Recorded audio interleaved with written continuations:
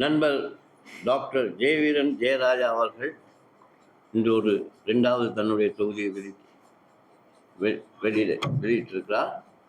1வது தொகுப்பை நாங்கள் அவரோடு நெருங்கி அந்த பணியை செய்தோம். இன்றையும் இந்த 2வது தொகுப்பை நாம் இங்கு வெளியிட்டு வைக்கப் போகிறோம். உண்மையிலே டாக்டர் ஜெயவீரன் ஜெயராஜாவுக்கு உள்ள கவிதை ஆர்வம், அவர் இந்த புத்தகத்தை 2வது தொகுதியை செய்திருக்கிற முறைமை எல்லாம் எங்களுக்கு ஒரு மிக ஹார்டானவர். நான் தெரியுமா அவரோட இதை பற்றி இயங்கி இருக்கிறதுனால சொல்லுகிறேன். மிகப்பெரிய ஒரு கடினமான பணியை அவர் செய்திருக்கிறார். அந்த வகையில் அவருக்கு நன்றி, வாழ்த்துக்களை நன்றிகளை கூறி இந்த வெளியீட்டு விழாவின் நிகழ்வின் 1வது அம்சமாக வரவேற்புரை நிகழ்த்த நண்பர் பொன்னுத்துறை அவர்களை அழைக்கின்றேன்.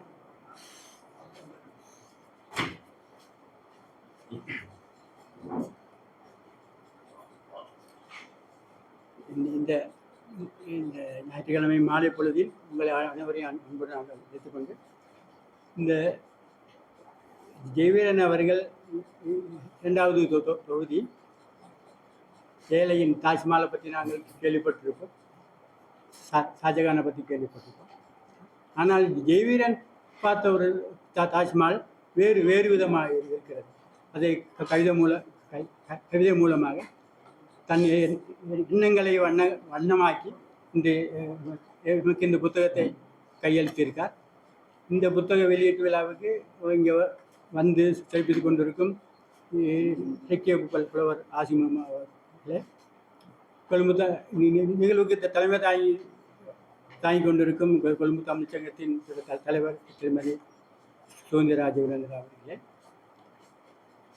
இந்த புத்தக நூல் இந்த கவிதை புத்தகத்தினையும் கவிஞரையும் வாழ்த்த வந்திருக்கும் எங்கள் மூத்த கவிஞர் கல்வியாளர் சு முரளிதரன் அவர்களே, இந்த கவிதை நூலின் அறிமுகத்தை செய்ய வந்திருக்கும் எமது அன்புக்குரிய நண்பர் கவிஞர் மேமன் கவி அவர்களே, இந்த புத்தகத்தை பற்றி படித்து கருத்துரை வழங்க வந்திருக்கும் இளங்கவிஞர் ஜெயபாரதி அது ஒரு சட்டத்தரணி ஆவார் அவர்களே, மற்றும் இங்கே இந்த விழாவை வந்து சிறப்பித்துக் கொண்டிருக்கும் அன்பு நண்பர்கள், எமது அதேபோல் ஜெயவீரன் அவர்களின் தந்தையார், அவர்கள் பிள்ளைகள் அனைவரையும் வருக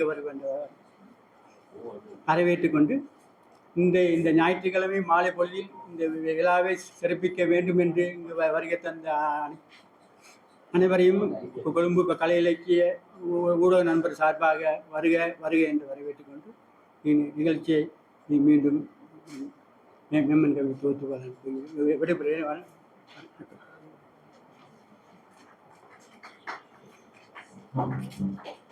இந்த நிகழ்வின் அடுத்த அம்சமாக தலைமை உரையை நிகழ்த்த நாம் அன்புடன் அழைப்பது கொழும்பு தமிழ்ச்சங்க தலைவர் சட்டத்தினை திருமதி சுகந்தி ராஜகுருந்தா அவர்கள்.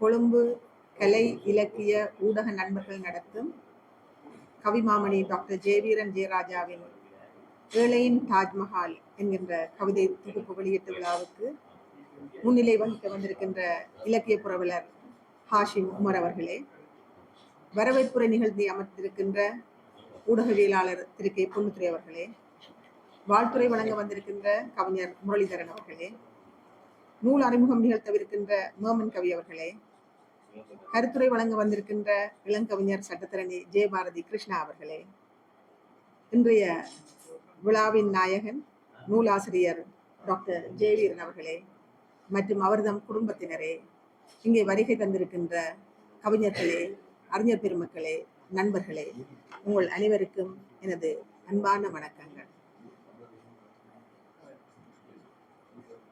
கவிதை எங்களுடைய தமிழ் மொழியின் ஒரு தூய கண்ணியமான ஒரு வடிவம்தான் கவிதை. இது எமது புலன்களின் அடையாளமாக நம் மொழியின் நுட்பங்களை வெளிப்படுத்தும் ஒரு மேன்மையான பண்பாடாக தமிழ் கவிதையை நமக்கு உணரச் செய்வதுதான் இந்த கவிதை மொழி. தமிழ் கவிதையின் பழமையான வேர்ச்சொல்லில் இருந்து அதன் நவீனிய இலக்கிய பூங்கா வரை அதன் கனத்தையும் கவினையும் ஒருங்கே நாம் தொட்டுணரலாம். கவிதை என்பது வெறும் சொற்களின் அலங்காரம் அல்ல. வெறும் சொற்களின் அலங்காரமோ அல்லது வசனங்களின் துண்டாடலோ கவிதைகளாக இருக்க மாட்டாது. அது உணர்வுகளால், உரைநடையில், கருத்துக்களின் குரலாய் அது தோன்ற வேண்டும், ஒலிக்க வேண்டும். ஒரு மனிதன் மனதிலே தோன்றுகின்ற கண்ணீர், சந்தோஷம், பிரிவு, காதல், தியாகம் இவை எல்லாவற்றையும் மிகச் சுருக்கமாக ஆனால் ஆழமாக சொல்லக்கூடிய ஒரு அற்புதமான வடிவம்தான் கவிதை. பாரதிதாசன் சொல்லுவான், கவிதை என்னும் கலையின் வாயிலாகத்தான் மனித உணர்வுகள் ஜீவனடைந்தன என்று. தமிழ் கவிதையின் ஆரம்பம் சங்ககாலம். சங்ககாலத்தினுடைய 10 பாட்டு, 8 தொகை இவையெல்லாம் தமிழ் மண்ணின் இயற்கையை, வீரத்தை, காதலை, குடும்ப உறவுகளை பற்றி பேசின. இவை அகம் புறம் என்ற இரு பிரிவுகளில் தமிழரின் வாழ்க்கையை இருவகையாக அர்த்தப்படுத்தின.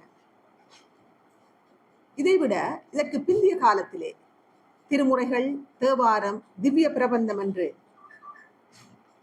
இந்த பாடல் கவிதைகள் ஞானத்தின் தேர்காலாயின. நாயன்மார்களின் உள்ளத்தால் உண்மையாய் உனை நினைக்கின்றேன் என்ற பாடல் இறைவனை தேடும் மனிதனின் ஆழமான ஏக்கத்தை எமக்கு வெளிப்படுத்தின. பின்னர் இன்னும் 19ஆம் 20ஆம் நூற்றாண்டுகளிலே வந்த பகவதியாரின் பாடல்கள், பாரதிதாசன், பாரதி போன்ற அவர்களுடைய எழுச்சி பாடல்கள், 20, 21ஆம் நூற்றாண்டுகளிலே வாலி, வைரமுத்து, இந்திரா பார்த்தசாரதி, சிவசதாசிவம் போன்றோரின் நவீன கவிதைகள் இவையெல்லாம் தமிழ் கவிதையின் பரிணாம வளர்ச்சியை நமக்கு சொல்லிச் செல்கின்றன.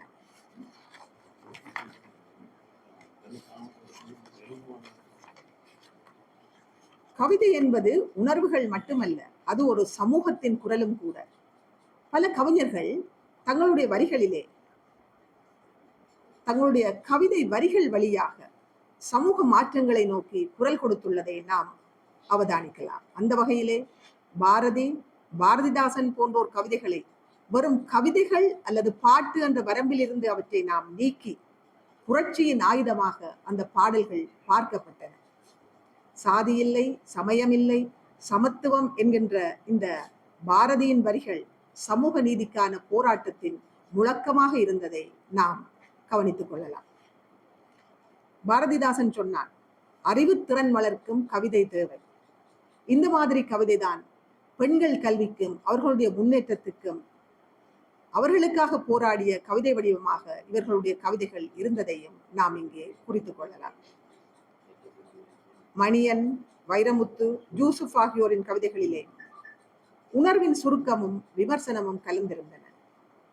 பழைய பாடல்களை புது வடிவம் கொண்டு தந்தார்கள்.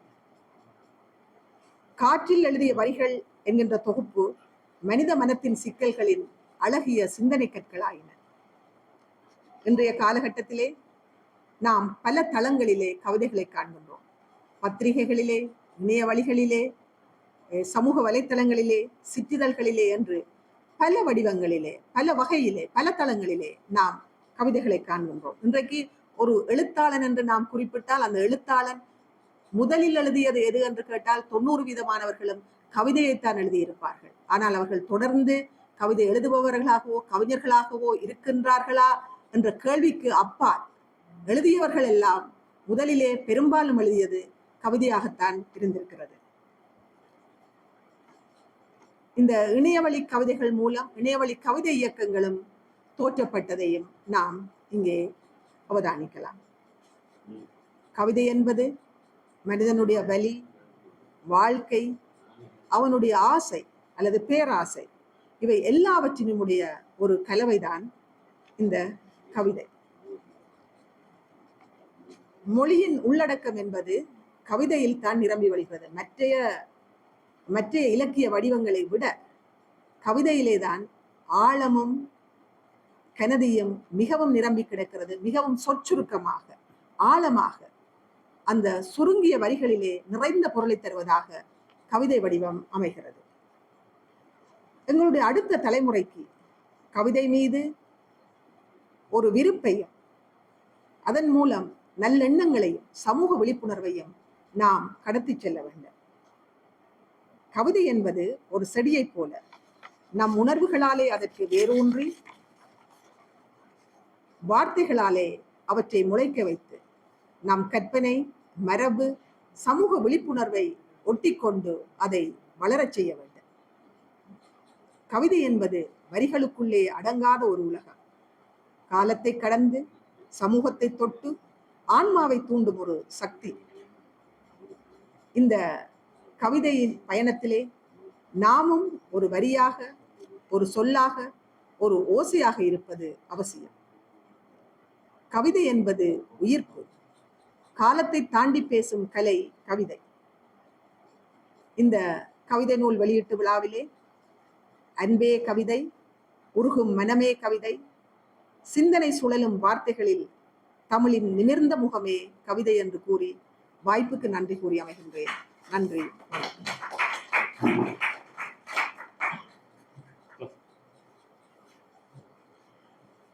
இந்த நிகழ்வில் அடுத்ததாக கவிஞரை வாழ்த்தி சில வார்த்தைகள் பேச முரளிதரன் அவர்களை அழைக்கிறேன்.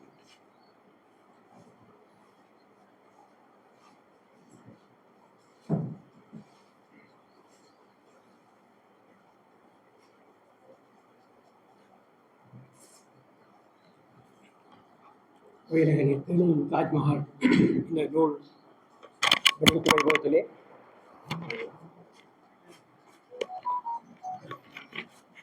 தலைமை வைத்துக் கொண்டிருக்கின்ற தமிழ்ச்சங்க தலைவர்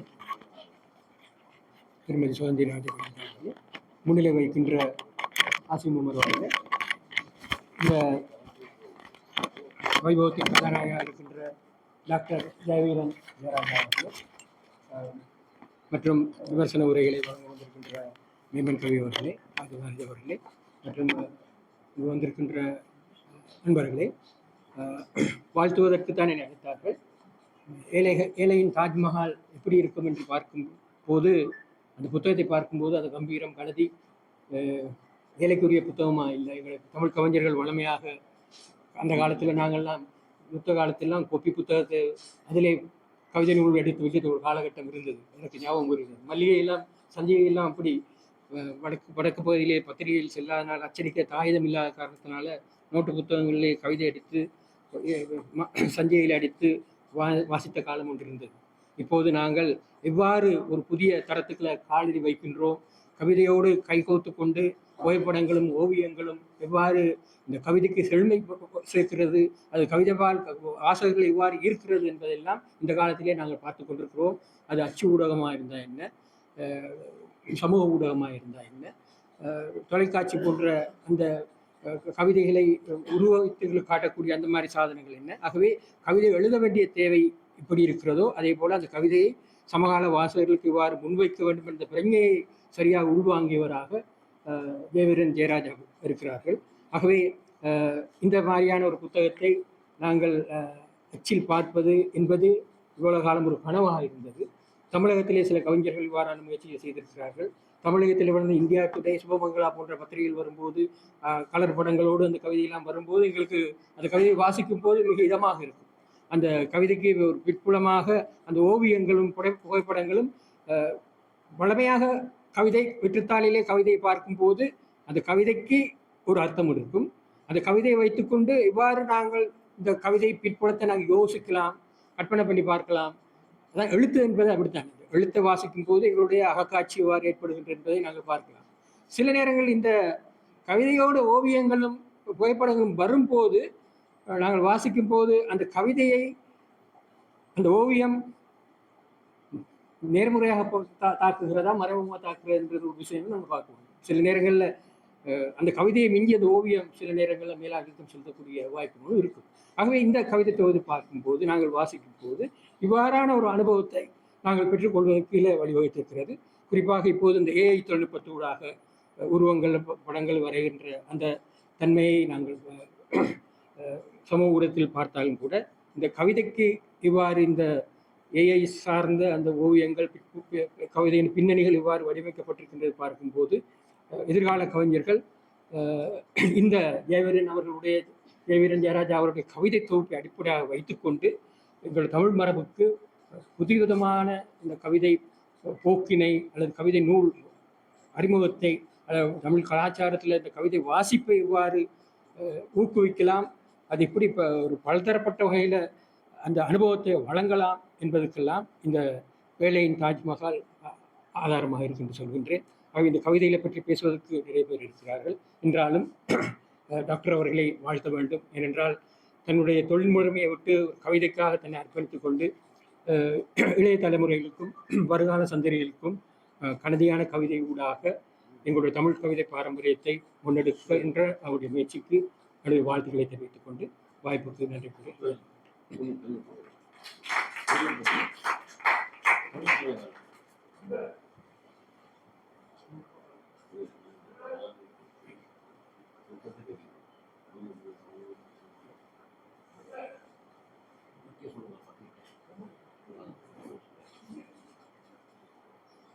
சரி, இந்த நிகழ்வின் அடுத்த அம்சம் நூல் அறிமுகம். அது நான் என்னையே அழைத்துக் கொள்கிறேன். சரி, ஏனென்றால் டாக்டர் ஜெயராஜ் அவரை நான் நீண்ட நாளாக தெரியும். அவர் ஒரு இலக்கிய ஆர்வம் மிக்கவர். முதலாவது தொகுப்பை வெளியிட்டார். மற்றும் இடைக்கிடையே அவர் உண்மையிலே அந்த இன்று இருக்கிற நிலை மாதிரி அவர் புத்தகங்களை அந்த நூல் அறிமுகத்துக்கான சில வார்த்தையை சொல்லிட்டு பிறகு என்னுடைய ஒரு உரைக்கு போகலாம் என்றிருக்கேன். இந்த பரவலாக எழுதி கொண்டிருக்கிற என்ற ரைட்டிங் ஸ்கில் உள்ள ஆள் இல்லாமல் அவர் தன்னை பற்றி தனக்குடைய கட்டுப்பாட்டுக்குள் இருந்து அந்த கவிதைக்கு பங்களிப்பு செய்து வருகிறார் என தெரிகிறது. ஸோ இந்த வகையிலே இங்கே முரளிதரன் சொன்னது போல் நாங்கள் அந்த ஏஐ தொழில்நுட்பம் மற்றது இந்த கிராஃபிக்ஸ் அதெல்லாம் போட்டு செய்கின்ற அந்த தொழில்நுட்பம் அதை பற்றி நான் இங்கே பிறகு சொல்ல போகிறேன். ஆகவே அப்படியான ஒரு நூலாக இது அமைந்திருக்கு. இதை வெளியிடுவது ஏழையின் தாஜ்மஹால் பணக்கான தாஜ்மஹாலாக இருக்கிற என்று எனக்கு தெரியுது. ஸோ இதெல்லாம் ஒரு வித்தியாசமான பார்வை. ஸோ இந்த விஷயங்களை நாம் தொடர்ந்து பேச வேண்டும் என்பதுதான் என்னுடைய விருப்பம். நூல் அறிமுகம் செஞ்ச பிறகு வெளியிட்டோம். டாக்டர் ஜெயராஜாவின் இரண்டாவது கவிதை தொகுப்பான ஏழையின் தாஜ்மஹால் நூல் வெளியீட்டு விழாவில் சில கருத்துக்களை சொல்ல கிடைத்தது மகிழ்ச்சி. டாக்டரின் முதலாவது கவிதை தொகுதியான நிஜத்திலோ தேடல் அட்டைப்படம், அந்த தொகுதிக்கு அட்டைப்படம் அமைக்கிற சந்தர்ப்பம் கிடைத்தது என்று நினைவு வருகிறது. இன்றைய காலகட்டத்தில் இளைய தலைமுறையினர் கவிதை தொழில் அதிகமாக ஈடுபட்டுவதை நான் பார்க்கிறேன், காணக்கூடியது. ஒரு வகையில் சொல்லப்போனால் எல்லா காலகட்டத்திலும் இளைய தலைமுறை அதிகளவான இளைய தலைமுறை கவிதைத்துறையிலே ஈடுபட்டு வந்துள்ளார். இன்னொரு வகையில் சொல்வதென்றால் தலைவர் அவர்கள் குறிப்பிட்டது போல் மூத்த பிரபல படைப்பாளிகள் இலக்கிய பயணம் கவிதைத்துறையோடைய ஆரம்பமாகி இருக்கிறது. ஏன் எல்லோரும் கவிதை ஆர்வம் செலுத்துகிறார்கள் என்ற கேள்வி எழக்கூடும். கலை இலக்கிய படைப்பில் தங்களுடைய தான் நினைக்கின்ற கருத்துக்களின் அனுபவம் சார்ந்த விஷயங்களில் உள்ள உணர்வுகள் சொல்வதற்கு சிறந்த ஒரு ஊடகமாக கவிதை இருப்பது என்பதுதான். அது எல்லோருமே கவிதையை விரும்புகிறார்கள். அதே நேரத்தில் இன்றைய வெகுஜன சமூக ஊடகங்களை பார்ப்போம் என்றால் அந்த உணர்ச்சி, அதாவது எல்லோரும் எல்லா விஷயத்தையும் தங்கள் கருத்துக்களை சொல்லிக் கொண்டிருக்கிறார்கள். எல்லோரும் தங்களை ஒரு டிசிஷன் மேக்கர்களாக மாற்றி கொண்டிருக்கிற ஒரு சூழலை நாம் பார்க்கிறோம். சரி, இனி யாரும் எந்த ஊடகத்தை பயன்படுத்தி தம் கருத்துக்களை வெளியே சொல்வது அவருக்கு உரிமை இருக்கிறது. ஆனால் எந்த ஊடகத்தை பயன்படுத்துகின்றோமோ அந்த ஊடகத்தை பற்றிய தெளிவும் அறிவும் அவசியமாகும். அந்த வகையில் கவிதைத்துறையில் ஈடுபடுவோர் கவிதையை பற்றி ஆழமாக தெரிந்து கொண்டு அதில் ஈடுபடாததனால் தான் இப்பொழுது உதிரிகளாக கவிதைகள் என்ற பெயரில் சுருக்குகளும் தங்களுடைய சுய அறிக்கைகளும் தான் இருக்கின்றன தவிர நல்ல படைப்புகளாக வரவில்லை. சரி, இந்த கவிதையின் சூட்சமத்தை புரிந்து கொண்டால் ஆக்கப்பூர்வமும் தாக்கப்பூர்வமாக அவர்களின் கவிதைகள் அமையும் என்பது என்னுடைய அபிப்பிராயம். சரி, இப்போ ஒரு சின்ன உதாரணம் என்று சொல்லுகிறேன். நான் இப்போ வாசிக்க போகின்ற அந்த விஷயத்தை நான் சில சொற்களை வாசிக்க போகிறேன். பணம், பணக்காரன், உள்ளம், பசி, உற்சாகம், உழைப்பு, நீங்கள், காதல், ஏழைகள், உறக்கம், எத்தனை, தொலைந்து, மறதி. இது என்னது? இது கவிதையா? இல்லையா? அப்ப இது என்னது? தமிழ் அகராதியில் உள்ள தமிழ் சொற்கள் மட்டும்தான். இதை கவிதை என்று சொல்ல மாட்டீர்கள் தானே? நானும் சொல்ல முடியாது. ஆனால் இப்பொழுது கவிதை ஒன்று சொல்வீர்கள். எப்படி? காதலித்து பார். இப்ப நான் வாசித்த சொற்கள் எல்லாம் இதுல வரும். ஏழையின் தாஜ்மஹால், காதலித்து பார், பசி மறந்து விடுவாய், உறக்கத்தை தொலைத்து விடுவாய்.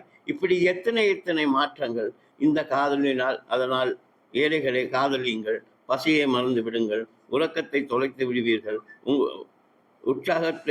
உற்சாகமாய் உழைத்து விடுவீர்கள், நீங்களும் பணக்காரராக உள்ளத்தாலும் பணத்தாலும். இது ஜெயவீரருடைய கவிதை. இப்ப நான் முன்பு வாய்ச்ச கவிதை எல்லாம் சொற்கள் எல்லாம் இதுல இருக்கின்றன. அது எப்படி கவிதையாச்சு? எந்த சொல்லை எங்கே வைத்தால் அந்த தான் சொல்ல நினைக்கின்ற அனுபவத்தை, செய்தியை ஒருவன் கொடுக்கின்ற நிலைமையைத்தான் கவிதை என்றும். சும்மா தமிழ் அகராதியில் சொற்கள் எல்லாம் நானும் இவங்களும் கவிஞர், இங்கே சட்டத்தனியர், அவரும் கவிஞர், நானும் கவிஞர், அவரும் கவிஞர், எல்லாரும் தமிழைத்தான் பாவிக்கிறோம். ஆனால் எப்படி கவிதை ஆகின்றது நம்மளோட செல்விப்பாடு என்பதுதான் மிக முக்கியமான விஷயம். இப்போது என்ன நண்பர் ஜெயசீலன் இரு கவிதையை நான் உங்களுக்கு காட்டினேன். அது அந்த சொற்களில், அதாவது அகராதியில் உள்ள சொற்கள் தான். அவ்வளோ ஒரு கவிதை படைப்பாளி வாசகருக்கு சொல்லுகின்ற செய்தியினை, தான் பெற்ற அனுபவத்தை வாசக மனதுக்கு இடம்பெயர்ச்சி சொற்களின் மூலமாக செய்கின்ற பின்னல், சொற்களின் பின்னலின் தான் அது கவிதையாகிறது. ஒரு கவிதை படைப்பாளின் இந்த திறனே அச்சொற்களின் பின்னலை ஆக்கப்பூர்வமாக தாக்கப்பூர்வமாக வாசகர் மனதில் நிலைப்பெயர் செய்யும் திறனே கவித்துவமாகும். ஒரு சமைக்கிறதுக்கு சிறப்பு பெற, அதாவது சமையல் குறிப்பில் ஒரு சமையல்காரராக வளர்வதற்கு சமையல் குறிப்புகளில் தேர்ச்சி பெற்றவராக இருக்கிறது ஓகே. ஆனால் கவிதைக்கு ஒரு ரெசிபி, அதாவது சமையல் குறிப்புகள் மாதிரி சொல்லுகிறார், இப்படித்தான் கவிதை எழுத வேண்டும் என்று. அது ஒரு அரூபமான விஷயம். இப்போ அந்த விதத்திலே உருவத்தை நிர்ணயிக்க, அதாவது உள்ளடக்கம் உருவத்தை நிர்ணயிக்கிறது. இது எங்களுக்கு அந்த நாளிலிருந்து நாங்கள் முற்போக்கு இலக்கியம் அது உள்ளடக்கம் தான் உருவத்தை நிர்ணயிக்கிறது. இதை நான் ஆங்கில கவிஞன் எக்ஸ்ட்ரா பவுண்ட் ஒரு இடத்தில் சொல்வார், நீரை எந்த பாத்திரத்தில் ஊற்றுகின்றோமோ அதன் வடிவத்தை நீர் பெற்றுக்கொள்ளும். இதுதான் நவீன கவிதையின் தாக்கம். இது ஒரு மிக முக்கியமான அம்சம். அதாவது நவீன கவிதையின் முக்கியமே இந்த சொற்கள் குறைச்ச சொற்களாகவும் குறைந்த ஒட்டுமொத்தமாக சொல்லாடல்களிலே ஒரு சொற்சிக்கனம், தேர்ந்தெடுக்கப்பட்ட சொற்கள், இதை கொண்டு தான் எழுதப்பட்டது. ஒரு கவிதையில் ஒரு சொல்லையும் எடுத்து விட்டால், சின்ன கவிதை ஒன்றை நாம் எடுத்தோம், நல்ல கவிதை என்று சொல்லுகின்ற கவிதையை நீங்கள் எடுத்துக்கொண்டால், ஒரு கவிதையை எடுத்து விட்டால், ஒரு சொல்லையும் எடுத்து விட்டால் அந்த கவிதையை மரணித்து விட வேண்டும். சரி, இரவையில் வாங்கினோம் இன்னும் விடியவில்லை, இது கவிதை, பிரபலமான கவிதை. இன்னும் என்றதை எடுத்து விடுங்கள். இரவில் வாங்கினோம் இன்னும் எடுத்து விட்டால் விடியவில்லை, அது கவிதையாகாது. இன்னும் விடியவில்லை என்று சொல்லும் போது தான் அது கவிதையாகாது. காமராசனுடைய கவிதை ஒன்று இருக்கிறது, விலை மாதர்களை பற்றி. நிர்வாணத்தை வீட்கிறோம், அது கவிதை இல்லை, ஆடைகள் வாங்குவதற்காக என்று சொல்லுகின்ற போது தான் அது கவிதையாகிறது. இப்படி அந்த குறைந்த அந்த ஒவ்வொரு சொல்லுக்குடைய வெளி அந்த நல்ல நவீன கவிதையுடைய அல்லது அந்த தாக்கப்பூர்வம் அந்த எஃபெக்ட் அது ஏற்படுறது என்றால் அது தெரிவு சொற்களின் தெரிவு தான் முக்கிய காரணமாக அமைகிறது. இனி இந்த காலகட்டத்தில் அமைப்பியல், பின் அமைப்பியல் என்றெல்லாம் வந்த பிறகு ஒரு பிரதியில் ஆசிரியர் என்ன நினைக்கின்றானோ அதை, அந்த அர்த்தத்தை, அந்த அனுபவத்தை வாசகன் பெறுவது இல்லை என்று ஒரு கருத்து இருக்கிறது. வாசகன் தனக்கான பிரதியை உருவாக்குறான். அவன் படிக்கும்போது அந்த வாசகன் அவனுக்கான சில அர்த்தங்களை உற்பத்தி பண்ணுகிறான். அப்படி பண்ணுகின்ற போது அந்த கவிதையின் பலம் அதிகமாக டாக்டர் அதே அவர் டாக்டரே கவிதைகளை பார்த்தோம் என்றால் அப்படித்தான் எல்லாம் குறைந்த சொற்களாக அது என்னுடைய தாக்கமான சொற்களா அல்லது வீச்சான சொற்களா என்பது ஆய்வுக்கு அப்பால் அவருடைய கவிதைகள் எல்லாமே சின்ன கவிதைகள். அப்ப நெடுங்கவிதைகள் மோசமானது என்று சொல்லுவோம். நெடுங்கவிதைகள் கூட சரியான கவிதைகள் எத்தனையோ கவிதைகளை நாம் பார்த்திருக்கோம். அதுலேயும் கூட ஒரு சொல்லேனும் எடுத்து விட்டால் அந்த கவிதையினுடைய ட்ரெண்ட், அதாவது அந்த ஸ்டைல் முடிஞ்சிடும். அப்ப சொற்செறிவு, சொற்சிக்கனம் என்பதெல்லாம் மிக முக்கியமாக இருக்கிறது. நினைவுபடுத்துகிற ஒரு தருணம் தான் நான் இந்த சிந்தனையின் அடிப்படையில் இந்த கவிதையை பற்றிய வாசிப்புகள் இந்த பிள்ளைகளுக்கு இளம் தலைமுறைகளுக்கு ஆக வாசிங்கள். முதல் கவிதையை வாசிங்கள், கவிதையை பற்றியும் வாசிங்கள் என்றுதான் என்னுடைய கருத்து. ஏன்னா ரெண்டையும் செய்தால்தான் உங்களுக்கு கவிதை பற்றிய ஒரு முழு அனுபவங்கள் வரும். இன்றைக்கு இலக்கிய தான் இந்த புத்தகத்தில் வெளியீட்டு ஸ்டைல் இது ஒரு அறிவியல் சார்ந்த அல்லது கிராஃபிக்ஸ் என்ற அந்த மாதிரியான டெவலப்மெண்ட்டுக்கு இலக்கியத்தின் மீது என்ன தாக்கத்தை ஏற்படுத்தி இருக்கிறதுன்றது இந்த மாதிரி புத்தகங்கள் ஏற்படும். இப்போ இன்னொரு இடத்துக்கு போயிட்டோம். நான் இன்னொரு இதெல்லாம் படங்கள் போடுவது என்ற ஒரு விஷயம் தானே, இன்னொரு விஷயத்துக்கும் போயிருக்கிறோம். நான் அதுதான் ஏஐ கவிதை எழுதுகிறது. இதுதான் இப்போ பிரச்சனை. இப்போ எங்களுக்கு பெரிய ஆபத்தாக தான்.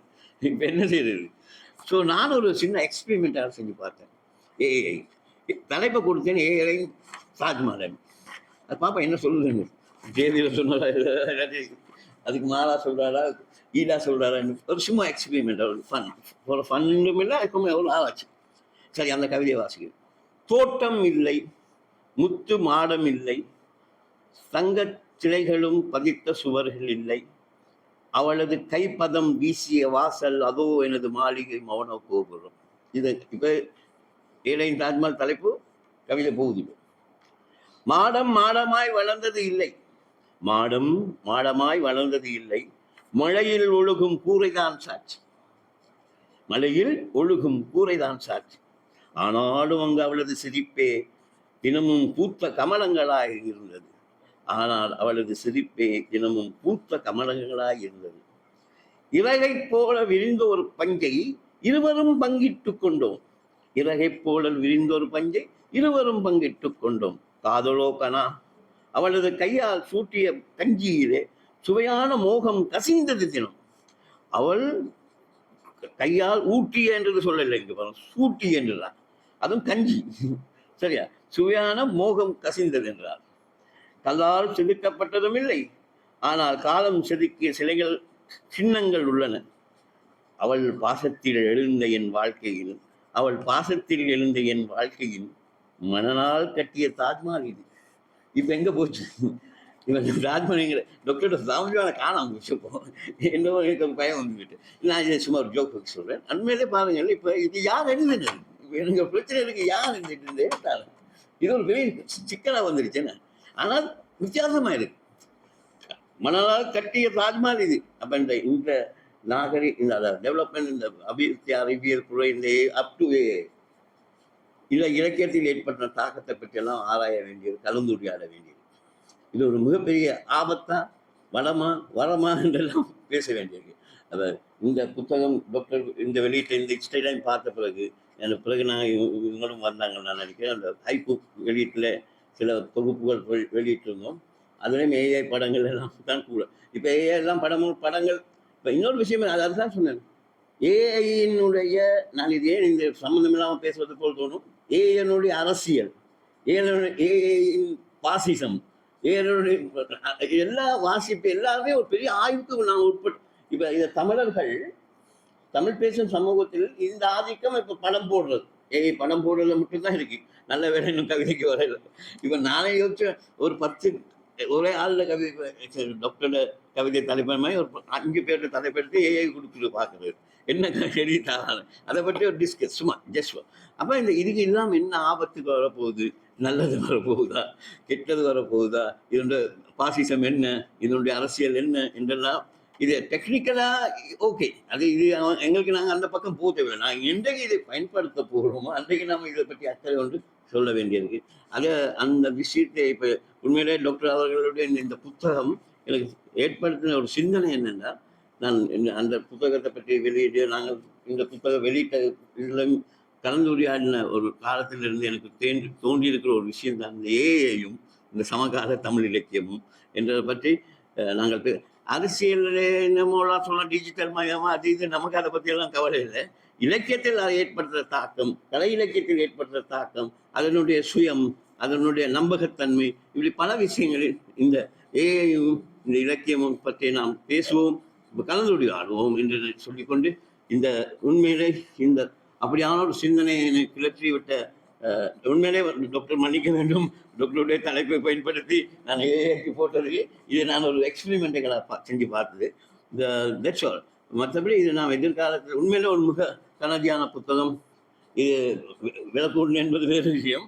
ஆனால் நான் இவருக்கு சொன்னேன், இதை PDF வடிவமாக மாற்றி எல்லாருக்கும் போய் சேர்ற வகையில் இதை செய்ய மாட்ட வேண்டும். பொருளாதார ரீதியாக தனிநபர்கள் இதை ஈடு கொடுக்க முடியாது. ஆனாலும் இப்போ அதுதான் நான் சொன்னேனே, இந்த இப்போ ஒரு நான் என்னுடைய சுய அனுபவத்தில் சொல்ல சில புத்தகங்களில் 5000 பேருக்கு அனுப்பியிருக்கேன் PDF. நல்ல நவீன கவிதைகள் எங்களை முரளிதரனுக்கு தெரியும், இவர் எல்லாருக்கும் தெரியும், அந்த நாங்கள் செஞ்ச பகவும் மேகசின் இப்படி. ஸோ அதை பயன்படுத்தி நாங்கள் மக்கள்கிட்ட போகிறது ஒரு வகையான செய்வோம். இந்த வகையில் இது ரொம்ப சந்தோஷமான ஒரு விஷயம்.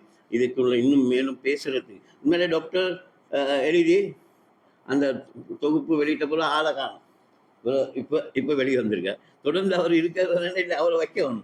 அந்த தளத்தில் வச்சுக்கொள்றதுக்கு இந்த மாதிரியான விஷயங்கள் நாம் செஞ்சு கலந்துரையாடுவோம்னு சொல்லி அடுத்ததாக இந்த நிகழ்வை நாம் இப்பொழுது மிக சுருக்கமாக இறுக்கமாக செய்கிறோம். ஏனென்றால் காலம் நேரம் முக்கியமானது. அந்த வகையில் நாங்கள் இப்பொழுது நூல் வெளியீட்டுக்கு வரலாம்னு நினைக்கிறேன். என்ன செய்யணும்?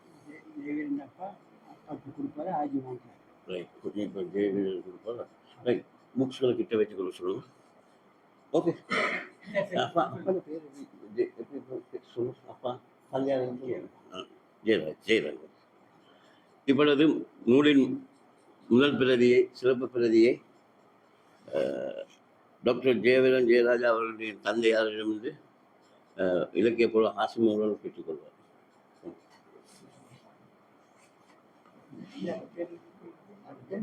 ஜெயராஜா,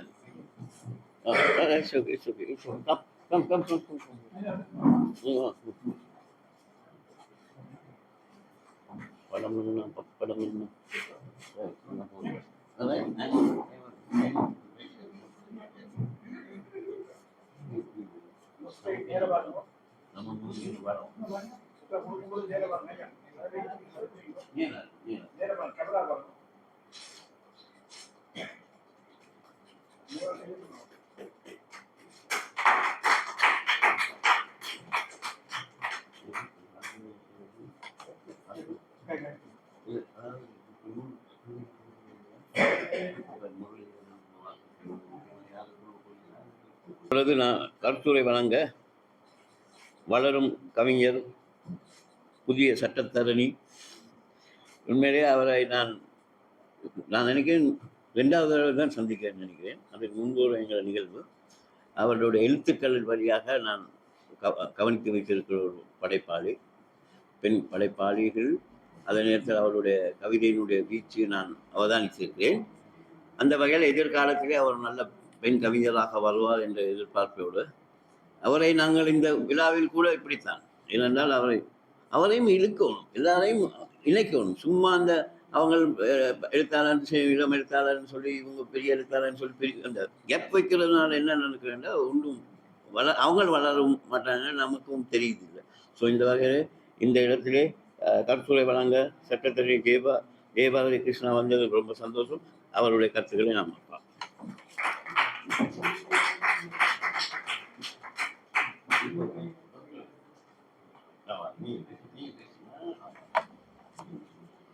சரி,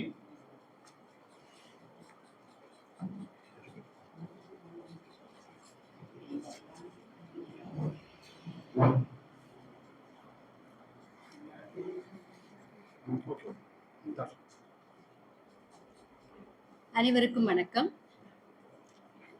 இலங்கை தமிழ் தோன்றல்களின் மூதன்னையாக திகழும் கொழும்பு தமிழ் சங்கத்தின் வினோத நரங்கிலே சான்றோர் வீற்றிருக்கும் இந்த சந்தர்ப்பத்திலே என்னை போன்றோர் கருத்துரை பகர்வது தகைசால்புடையதா என்பது குறித்து எனக்கு ஒரு கேள்வி இருந்து கொண்டே இருக்கிறது. உங்கள் அனைவரினதும் மேலான அனுமதியோடு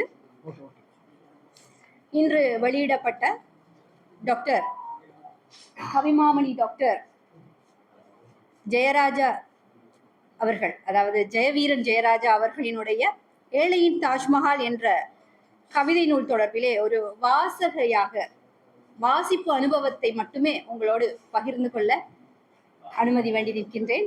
நூலாசிரியரினுடைய அனுமதியோடு இந்த சந்தர்ப்பம் எனக்கு கிடைத்திருக்கிறது.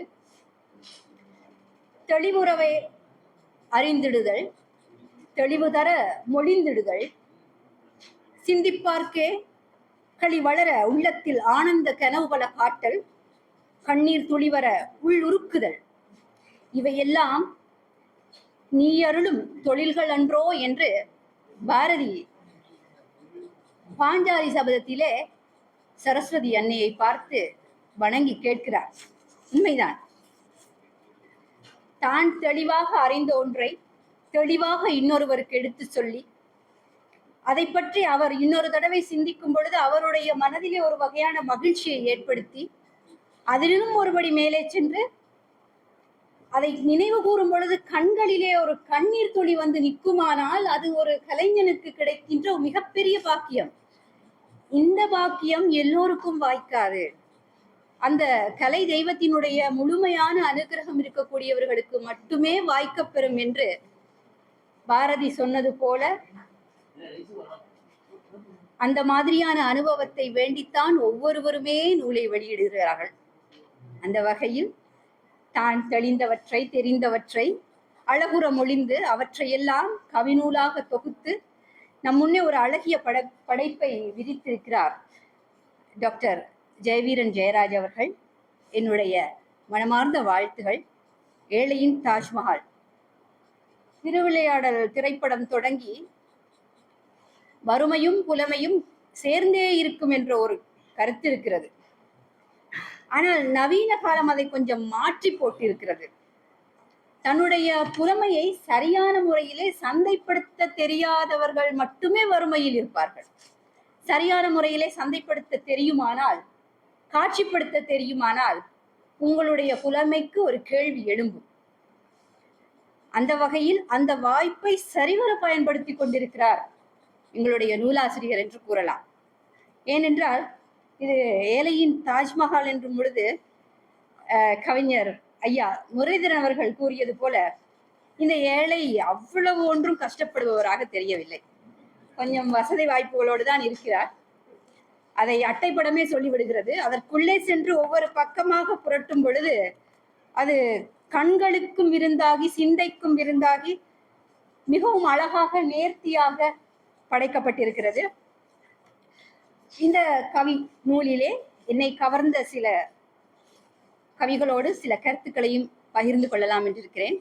கவிஞர் முகவுரையிலேயே கூறிவிடுகிறார், எனது சில நினைவுகளும் அந்த நினைவுகளின் விளைவுகளும் என்று. அவருடைய நினைவுகள் சார்ந்தெழுந்த விளைவுகள் குறித்து விமர்சனங்களை முன்வைப்பவர்களுக்கு இன்னும் ஒரு பதிலையும் வைத்திருக்கிறார். சில மாற்றங்கள் புரட்சியினூடாகவே ஏற்படும். இந்த கவிதை தொகுப்பு கூட ஒரு வகையிலே ஒரு புரட்சி, ஒரு மாற்றம். அவர் அவர் உலகளாவிய ரீதியிலே புரட்சியை ஏற்படுத்திய சில அறிஞர்களினுடைய முன்னோடிகளினுடைய கருத்துக்களை வைக்கும் பொழுது உன்னை அதிகம் விமர்சிப்பவனே உன்னை கண்டு அதிகம் பயப்படுகிறான் என்று குறிப்பிடுகிறார். அந்த இடத்திலே எனக்கு ஒரு பயம் வருகிறது. நான் உங்களை விமர்சிக்கவில்லை. உங்களுடைய புத்தகத்திலே நான் கண்ட சில விடயங்களை பகிர்கிறேன். கவிதை நூல் ஆரம்பமாகிறது. நம்பிக்கை. நீ விதைத்த ஒவ்வொரு விதையும் விழுதுகளுடன் கூடிய ஆலமரமே. என்றோ ஒரு நாள் சுதந்திர காற்றை வீசத்தான் போகிறது. நம்பிக்கையோடு நாம் நகர்வோம். ஒரு விதைக்குள்ளே அடைப்பட்ட ஆலமரம் கண் விழிக்கும் அதுவரை பொறுமனமே என்று பாடிய கவிப்பேரரசனுடைய அதே வரிகளில் இன்னும் ஒரு புதுமையை இவர் சேர்த்திருக்கிறார். விதையின் அளவு கொண்டு விருட்சத்தின் அளவை வர்ணிக்க முடியாது. அதுபோல சமூகத்தின் விடுதலை நோக்கி எதிர்பார்ப்போடு காத்திருப்போருக்கு நம்பிக்கை தந்து நம்பிக்கை என்னும் உரத்தை இட்டு அவர் கவிதை நூலை அழகாக ஆரம்பித்திருக்கிறார். அடுத்ததாக இன்னும் ஒரு கவிதை கொஞ்சம் சிந்தனையை தூண்டியது. பெண்களை பற்றி பாடாத கவிஞர்கள் இல்லை. அதை பாடி பாடியே பல பேர் கவிஞர்கள் ஆனார்கள் என்று சொல்லலாம். அந்த வகையில் திருவள்ளுவரினுடைய திருக்குறளிலே ஒரு அழகான குறள் இருக்கிறது. நீங்கின் தெராவும் நீங்கின் தெருவும் குறுங்கால் தன்னென்னும் தீயாண்டும் பெற்றாள் இவள். நீங்கி செல்லும் பொழுது சுடுகிறது, அருகில் செல்லும் பொழுது குளிர்கிறது. இது எவ்வகையான ஒரு தீ? இந்த தீயை இவள் எங்கிருந்து பெற்றாள் என்று தன்னுடைய காதலியை நோக்கி காதலன் கேட்பது போல ஒரு குறள். இங்கே கவிஞர் ஒருபடி மேலே சென்று, கிராமத்து பைங்கிலியே, உன் அழகை கண்டு என் மனம் கொதிக்கின்றது என நினைத்து விட்டேன்.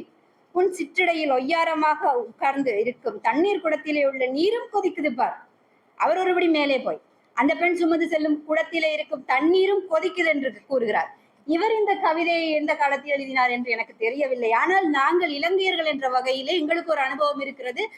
பொருளாதார பிரச்சனை காரணமாக எரிவாயு தட்டுப்பாடு நிறைய இருந்தது. அந்த நேரத்திலே இந்த மாதிரியான பெண்களுக்கு நிறைய கேள்வி இருந்திருக்கும். இப்படியான பெண்கள் வாய்க்க பெற்றவர்களும் பாக்கியவான்கள் தான். மயிலிறகு ஒரு காதலின் ஒரு மென்மையான வரியாக இருக்கிறது. கூறுகிறார், பெண்ணே, சிறு வயதில் நான் உன்னிடமிருந்து திருடிய மயிலிறகு குட்டி போட்டதோ இல்லையோ தெரியாது. ஆனால் உன்னை திருடியதில் மிஞ்சியது உன் நினைவுகள் மட்டுமே. மயிலிறகு குட்டி போடும் என்று குழந்தைகள் ஒரு நம்பிக்கை வைத்திருக்கும். ஆனால் இவர் கூறுகிறார், அது எனக்கு தெரியாது. இந்த நினைவுகள் எல்லாம் வளர்ந்து உங்களுடைய நினைவுகள் வளர்வது போல இந்த மயிலிறகும் வளர்கிறது. அது மாதிரியான ஒரு தோற்றத்தை ஏற்படுத்தி அவர் அந்த இடத்திலே குறிப்பிட்டிருக்கிறார். இனி இந்த நூலுக்கான தலைப்பை கொடுத்த ஏழையின் தாஜ்மஹால் என்ற இடத்திலே இவருடைய கவிதை, நேமன் கவி ஐயா அவர்கள் அந்த கவிதையை அருமையாக வாசித்திருந்தார். காதலித்து பார்த்தால் காதலுக்கு இருக்கும் வல்லமை, காதல் எத்தனையோ மனிதர்களை சாதனையாளர்களாக மாற்றி இருக்கிறது. அந்த வகையில் ஏழைகளை காதலியுங்கள், உங்களுடைய கஷ்டம் தொலைந்து போகும் என்று கூறுகிறார். உங்களை தூண்டிவிடும், உங்களை சாதிக்க வைக்கும் என்று கூறுகிறார். காதலித்து பார்த்தால் ஒளிவட்டம் தோன்றும் என்று ஒரு கவிஞர் பாடினார். நீங்கள் பணக்காரராகலாம் என்று புது வகையான ஒரு ஆலோசனையை நமது நூலாசிரியர் கூறுகிறார். அதே போல கவிஞர்களினுடைய பார்வையிலே உலகம் எப்பொழுதும் அமைதியானது, அழகானது. அப்படி ஒரு கவிஞனால் தான் ஒரு துப்பாக்கிக்குள்ளே பூந்தொட்டியை அமைத்து பூக்களை வளர்த்து பார்க்க முடியும். அப்படி ஒரு கவிதையும் அமைந்திருக்கிறது. துப்பாக்கியை என் தோட்டத்தில் நிறுத்தி வைப்போம், அதை பூத்தொட்டிகளாக்கி குண்டுகள் செடிகளாக்கி சமாதானம் எனும் மலர் அதில் பூத்தால் என் தோட்டத்தில் துப்பாக்கிகள் இருக்கும் என்று கூறுகிறார். ஒழுக்கமில்லாத வாழ்க்கை முறையினால் மனிதர்களுக்கு என்றுமே சுமையாகி இருக்கக்கூடிய எய்ட்ஸ் என்னும் அந்த ஆட்கொள்ளி நோயை பற்றி ஒரு மருத்துவராகவும் பொது மனிதராகவும் கவிதை ஒன்றை வரைந்திருக்கிறார். அப்பாவி பெண் ஒழுக்கமிழந்த ஒரு கணவனினால் தானும் அந்த எய்ட்ஸ் நோய்க்கு ஆளாவது போல் அந்த கவிதை நகர்ந்து செல்கிறது. எல்லா இடங்களிலும் மற்றவர்களுக்கு கிடைக்கும் விடயங்களை பற்றி பொறாமை கொள்ளும் மனிதன் அடுத்தவனுக்கு கிடைத்து விட்டதே என்று பொறாமை கொள்ளாத ஒரே விடயம் மரணம் என்று அழகாக பதிவு செய்கிறார். அதன் ஆழமான கருத்துக்கள் மீண்டும் என்னை அந்த பொருளாதார சிக்கல் காலத்துக்கு எடுத்து செல்கிறது. முன்னே ஒருவன் முன்னோக்கி நகர்ந்து விட்டால் சந்தோஷப்பட்ட ஒரே இடம் நாங்கள் அத்தியாவசிய தேவைகளுக்காக வரிசையில் நிற்கின்ற பொழுது அது போன்ற அதே ஒரு நினைவை இந்த கவிதையும் ஏற்படுத்தியது. அதே போல இந்த புத்தகத்திலே சில இடங்களிலே வசன நடையில் அமைந்த சில கருத்துக்கள், ஒரு தத்துவ பாணியில் அமைந்த கருத்துக்களை பார்த்தேன். அநேகமான கவிதைகள் சிறிய கவிதைகளாகத்தான் இருக்கின்றன. ஒரு சில நீண்ட கவிதைகள் இருந்தாலும் அந்த கவிதைகள் அயற்சியை ஏற்படுத்தவில்லை. வசனத்திலும் அந்த தத்துவத்திலும் அருமையான விடயங்களை, சின்ன சின்ன விடயங்களினூடாக ஆழமான விதைகளை விதித்திருக்கிறார். ஆண் எப்படியும் சமாதானப்படுத்துவான் என்ற நம்பிக்கையில் தான் பெண் சண்டையே ஆரம்பிக்கிறாளாம். அதே போல ஒரு கவிஞனாக அவர் கூறுகிறார், வாழ்க்கை ஒரு புத்தகம், முதல் பக்கம் கருவறை, கடைசி பக்கம் கல்லறை, இடையில் இருக்க பக்கங்களை எல்லாம் புன்னகையால் நிரப்பி விடுங்கள் என்று. அதை விட்டு வேறு எதையும் தேடாதீர்கள் என்று கூறுகிறார். அது ஒரு கவிஞனுடைய எதிர்பார்ப்பு. அதே போல கேட்டிலும் துணிந்து நில், சாவதற்கு அஞ்சேல் என்று புதிய ஆத்திச்சூடி பாடிய பாரதியினுடைய கவிதைகளை ஒன்றாக சேர்த்து மரண வாயிலில் நீ நின்றால் கூட எதிரி முன் அழாதே என்று தைரியம் சொல்கிறார். அவனுக்கு தேவை உன்னுடைய மரணம் அல்ல, அழுகை. ஆகவே எப்பொழுதும் தன்மை இளவேல் என்று கூறுகிறார். யாரை எங்கே நிறுத்த வேண்டும் என்பதை விட நாம் எங்கே நிற்க வேண்டும் என்பதை முதலில் உணர்ந்து கொள்ளுங்கள், உங்களுடைய வழி சரியாக அமையும் என்று கூறுகிறார். சில இடங்களில் கவிஞர் நாஸ்திகம் பேசுவது போல இருக்கிறது. ஆனால் அது உண்மையிலே நாஸ்திகமா அல்லது சமூக அக்கறையா என்று கேட்க வேண்டி இருக்கிறது. என்னுடைய இன்றைய நாளில் இருக்கும் பசிக்கு உணவளிக்காத கடவுள் நாளை எனக்கு எப்படி மோட்சம் அளிப்பான் என்று ஒரு கேள்வியை முன்வைக்கிறார். சிந்திக்க வேண்டிய கேள்வி, யதார்த்தம் என்று கூட கூறலாம்.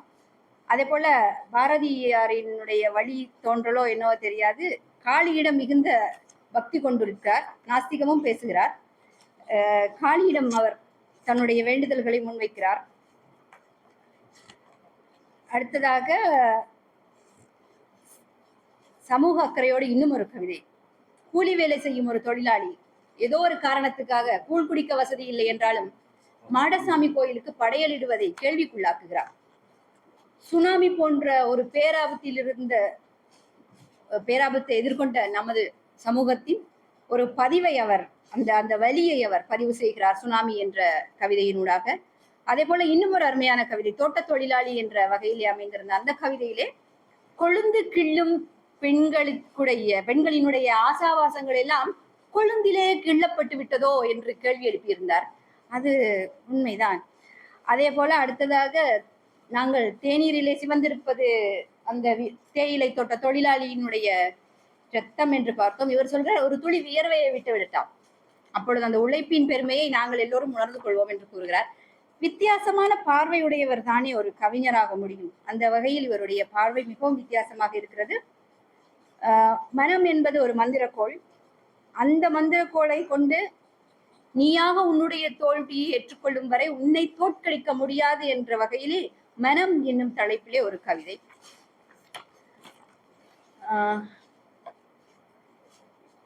இது ஒரு தைரியமான கவிதையாக நான் பார்க்கிறேன். கடவுளை பற்றி கூறுகிறார். மதம் மாறினால்தான் கடவுள் ஆசீர்வதிப்பார் என்றார். அவள் கடவுளே இல்லை, கட்சி தலைவர்.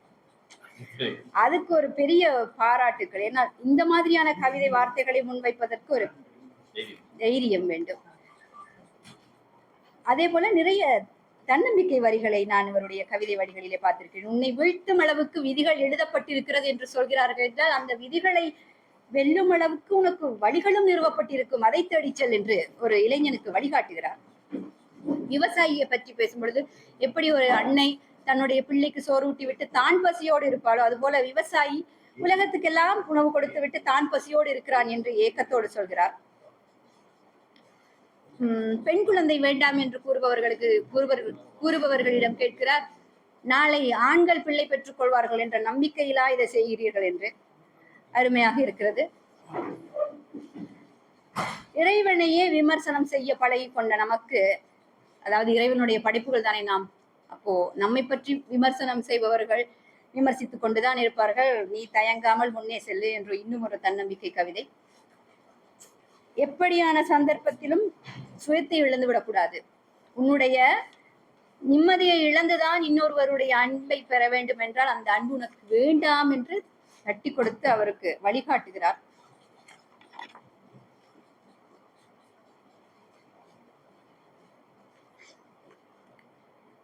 பாடசாலை காதல், அது ஒரு சில குழந்தைத்தனமான விடயங்களை நிறைத்ததாக இருந்தாலும் பாடசாலை காதலிலே ஒரு காதலினுடைய மென்மையான ஒரு தன்மையை காணலாம். அப்படி ஒரு கவிதை, அப்படி 2-3 கவிதைகள் இருக்கின்றன. அதிலே நான் குறித்து சொல்வதானால் முயற்சி என்ற தலைப்பிலே ஒரு கவிதை இருக்கிறது.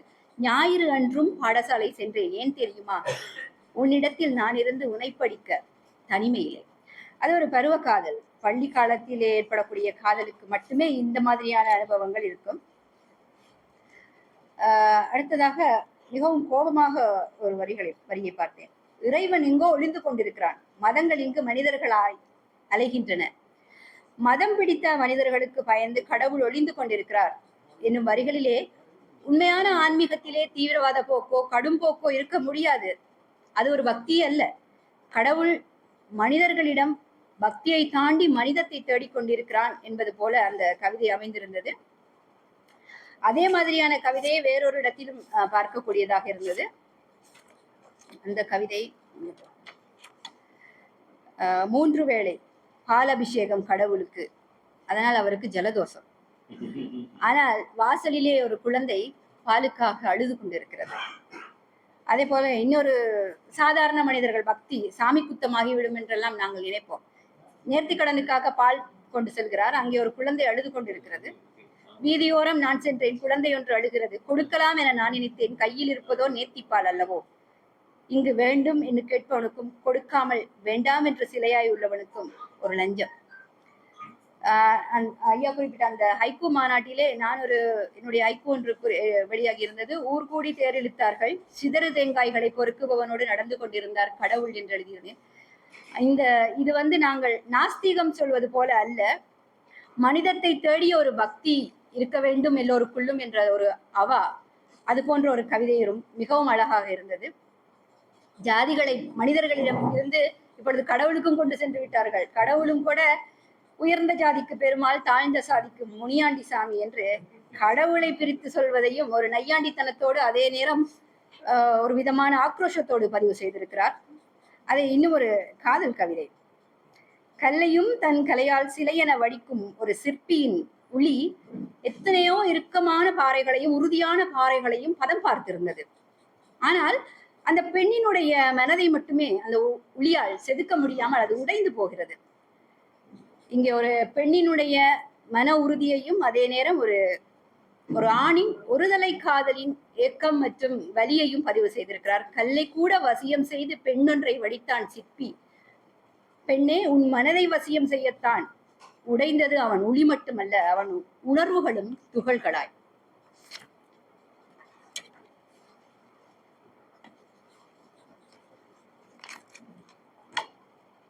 முடிவு என்று நினைத்து நாங்கள் வைக்கும் ஒற்றை புள்ளியை தாண்டி இன்னும் ஒரு புள்ளி வைக்கும் இடத்திலே தொடர்கிறது வாழ்க்கை.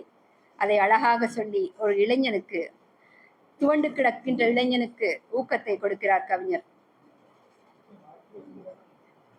தனிமை உன்னை சுடும்போது உன்னோடு பலமுறை பேசிப்பார், முடிவுகள் பல ஆரம்பிக்கும், ஆரம்பங்கள் பல முடிந்து விடும் இளைஞா என்று.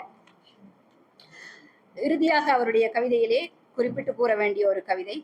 வேகமான உலகிலே விவேகமில்லாத முடிவாக அமையும் சில விவாகரத்துகளால் குழந்தைகளினுடைய விடியல் கேள்விக்குள்ளாகுகின்றது என்று பெற்றோரை பார்த்து கடிந்து கூறுவது போல, விவேகமாய் உள்ளேன் என்று விவாகரத்தை தேடும் பெண்ணே, விடியலும் காலடியில் என்று மறந்துவிட்டு வேகமாய் போய் என்ன பயன்? இழந்தது நீ மட்டுமா? உன் குழந்தைகளின் விடியலும் உன்னோடு புதைக்கப்படும் போது என்று ஒரு கேள்வியை எழுப்பி அவர்களை கொஞ்சம் சிந்திக்க சொல்கிறார். இன்னும் கொஞ்சம் சிந்தித்து பாருங்கள் என்று. இப்படி சமூகத்திலே நாம் அன்றாடம் கடந்து போகும் சம்பவங்களும் நிகழ்வுகளுமே இந்த ஏழையின் தாஜ்மஹாலுக்குள்ளே குடிகொண்டிருக்கின்றன. அந்த வகையில் 18 ஆண்டுகளுக்கு பிறகு இப்படி ஒரு கவிதை நூலை தந்த இந்த கவிஞர் டாக்டர் ஜெயவீரன் ஜெயராஜா அவர்கள் இன்னும் பல நூல்களை தர வேண்டும். இப்படி 2 நூல்களை 18 ஆண்டுகளுக்கு முன்பே ஒரு நிஜத்தில் ஒரு தேடல் என்ற நூலை வெளியிட்டு இன்று இந்த நூலை வெளியிடும் இவரை பற்றி பேச நேற்று கவிதை எழுத வந்த எங்களுக்கு என்ன தகுதி இருக்கிறது என்ற அதே கேள்வியோடு உங்களுக்கு வாழ்த்துக்களை கூறி விடைபெறுகிறேன். நன்றி, வணக்கம்.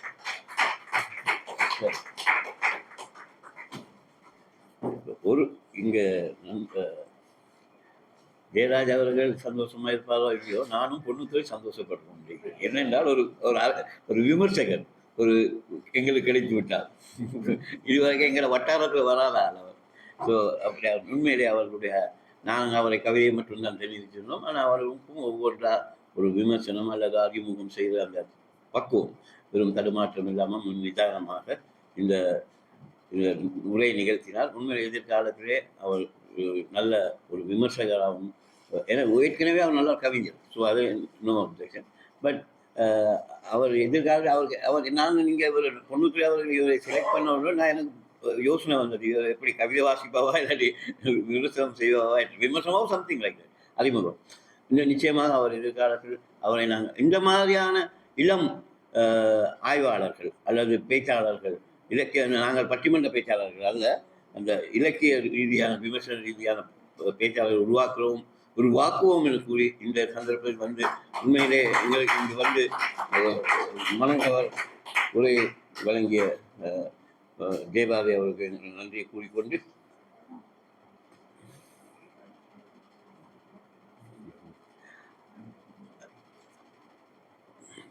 அடுத்ததாக கடைசியாக இறுதி அந்த உண்மையிலே இவருக்கு பேசப்படுவார், டாக்டர் பேசுவார். அதுக்கு முன்பதாக நன்றி உரை நிகழ்த்துவதற்கு முன்னதாக அவர் தன்னுடைய மாமியார் அவர்களுக்கு ஒரு நூலை அதோடு இப்போது அழகான அறிமுறை செய்த ஜெயபாரதி அவர்களுக்கும் ஒரு நூல் பிரதியை வழங்குவார். ஞாபகம் வரட்டும். இதாக கொடுங்க கொடுங்க முதல்ல கொடுங்க ஃபோட்டோகிராஃப் கொடுங்க.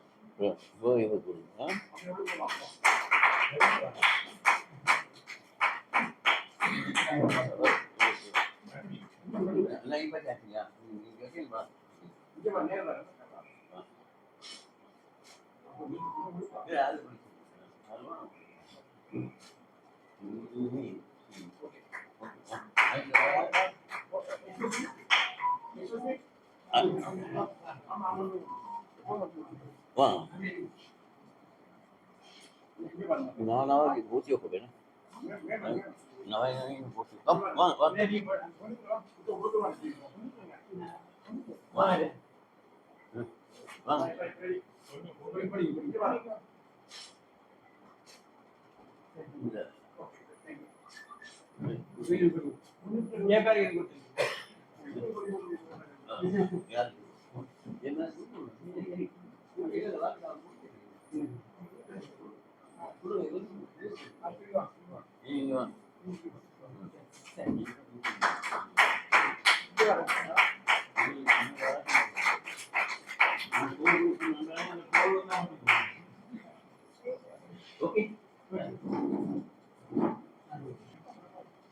நன்றியுரை ஏற்புரையை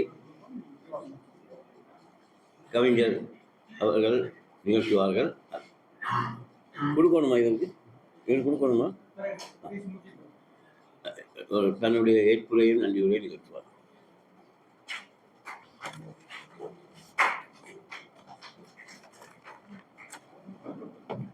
வணக்கம்.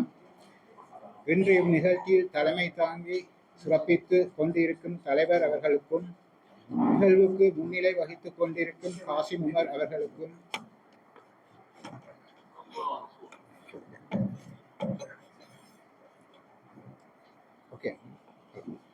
மற்றும் இந்த நிகழ்வை சிறப்பிக்க வருகை தந்து இருப்பவர்களுக்கும் எனது அப்பாவுக்கும் எனது அன்பான வணக்கத்தை தெரிவித்துக் கொள்கின்றேன்.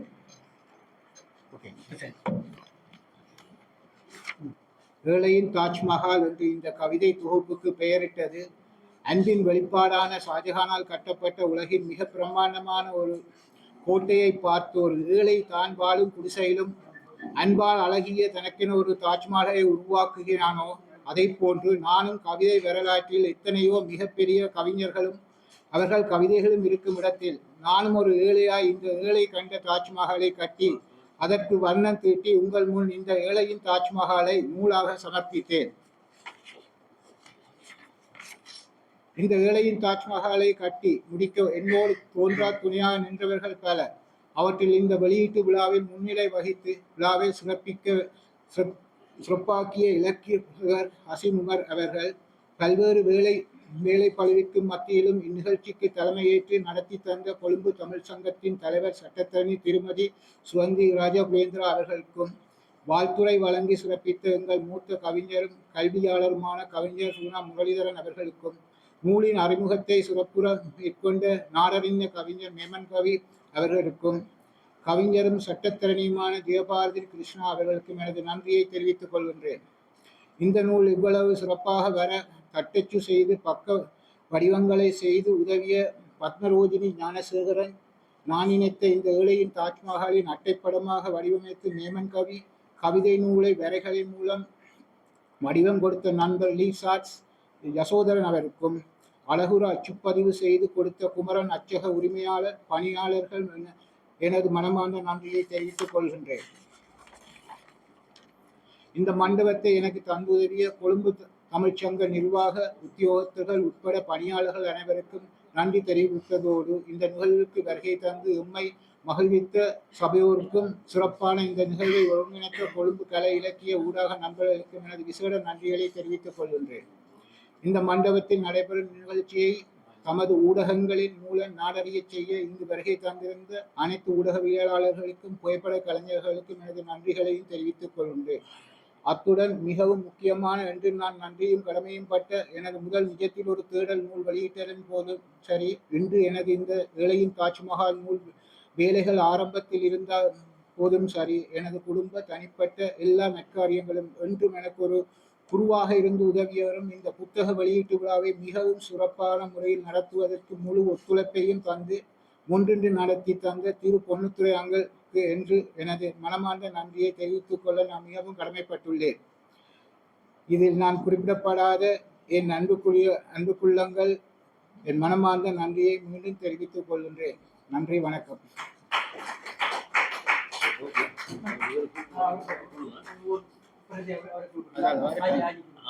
அவங்க என்ன பேரு நீங்க சொல்லுவாங்க பேரு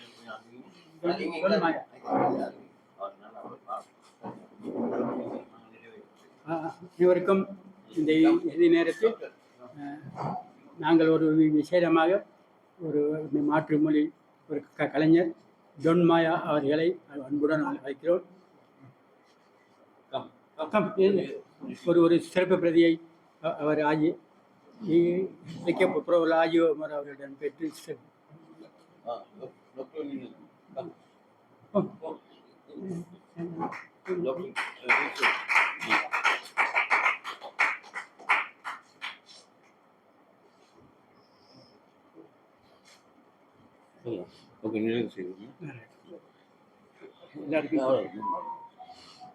இத்துடன் இந்த நிகழ்வு நிறைவு பெறுகிறது. எல்லோருக்கும்